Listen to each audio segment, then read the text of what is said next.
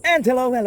Ayan, so magandang araw po sa inyong lahat and welcome back po dito sa Almontero Tutorial. Ayan. So napakarami kong messages na natatanggap or marami ding mga nagko-comment tungkol sa mga InstaPay problem. So ibig sabihin dumadalas na yung problema na nakikita ko sa pamamagitan ng pagko-comment ninyo at pagtatanong sa amin. So sa Facebook or YouTube ko, nakikita ko yung mga messages nyo. So etong video na to, mag-comment lamang kayo dito. Kunyari meron kayong problema sa nag-send kayo from BPI to GCash or GCash to BPI or other banks to GCash or yung ginamit nyo yung InstaPay. Ayan. Diyan lang po kayo mag-message, mag-comment lang po kayo diyan and ilalagay ko rin yung link natin diyan, yung www.facebook.com/almonterotutorial. Ay, Almontero11. Ayan. Tapos i-message niyo lang ako diyan. Then if ever na hindi niyo maintindihan yung video ko about sa InstaPay kung paano masosolusyunan, ang gawin natin is tutulungan ko kayo. So makipag-cooperate kayo sa akin. Wala po itong bayad, free lamang po ito. Pero kailangan din nating mag-antay kung kailan kami magre-reply kasi hindi naman agad natin yan mababasa or hindi naman natin yan agad-agad makikita. Okay? So kung may mga problema kayo about sa mga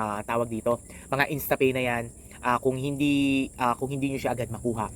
Kasi pag nag-error o hindi natanggap one time, so ang mangyayari kasi diyan is kailangan mo mag-antay ng 1 to 3 backing days. Kasi ang problema niyan is either intermittent connection, which is pag nawawala ng connection, nag-error talaga siya. Pangalawa, may mga maintenance pero ginamit natin yung sending.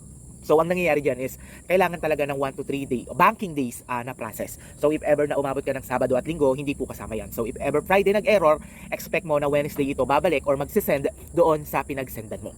Then kapag hindi pa rin siya pumasok ng 3 banking days, so hindi kasama ang holiday, weekend and weekends, pag hindi pa rin siya nabalik ng ganung time, so ang kailangan mong gawin is pwede mo naman siyang kahit 1 day pa lang na mag-message ka agad kung ano yung bank na halimbawa kunyari BPI, GCash, ayan, i-message mo na sila na nag-error. Kung hindi sila nag-response after 4 days, pwede ka nang mag-BSP. So i-chat mo yung BSP, sila yung gumagawa ng way para naman matulungan ka sa InstaPay transaction mo. Okay, so ganun lang po yun. So yung link about sa InstaPay kung paano masasolusyonan, nandyan sa comment section. Ilalagay ko rin, okay?